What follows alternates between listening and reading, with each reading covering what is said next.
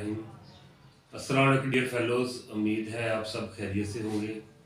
आजकल social media पर कासिम अली शाह साहब के ख़िलाफ़ बहुत सारी एक मुहिम चली हुई है। बहुत सारे फेलोज़ कह रहे हैं कि डॉक्टर साहब आप भी अपनी राय दें। तो dear fellows, it's just nothing, it's only a storm in a cup of tea. Qasim Ali Shah साहब हमारी नौजवान नस्ल के नुमाइंदा हैं। आप बहुत अच्छे मोटिवेशनल स्पीकर हैं, बहुत अच्छे राइटर हैं।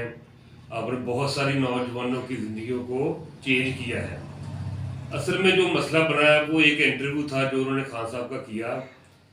तो जो मैंने नोट किया है, ऑब्ज़र्व किया है कि at the end of interview एक तो ये था ना, चाहिए था जिस तरह खान साहब बैठे अपने चेयर पर तो ये भी सामने चेयर पर बैठते, म्यूचुअल इंटरेक्शन होती है। तो उसी तरीके से जो इन्होंने एक अंदाज इख्तियार किया आजजी का, वो नहीं चाहिए था इंटरव्यू देते वक्त, क्योंकि ये 1-to-1 मुलाकात थी, इंटरव्यू था। तो उसी अंदाज से ये बैठते।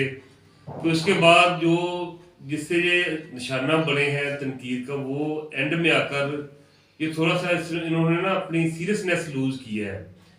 जो जितना बड़ा लीडर होता है, आदमी होता है, उसमें वो जो है लेवल हाई सीरियसनेस का वो उतना ही ज़्यादा होता है।